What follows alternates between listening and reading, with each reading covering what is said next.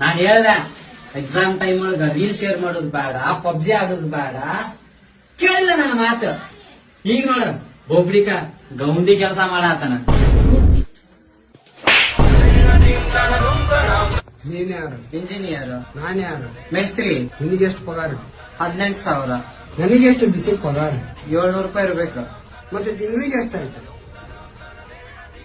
21,000 ರೂಪಾಯಿ.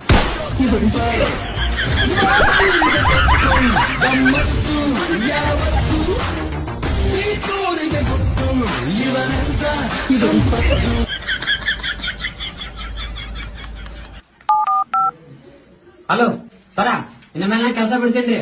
ಅಟ್ರೆ ನಿಮ್ ಇಂಜಿನಿಯರಿಂಗ್ ಕೆಲಸನ ನಾನು ಇನ್ಮೇಲೆ ಗೌಂಡಿ ಕೆಲಸ ಮಾಡ್ತೇನ್ರಿ.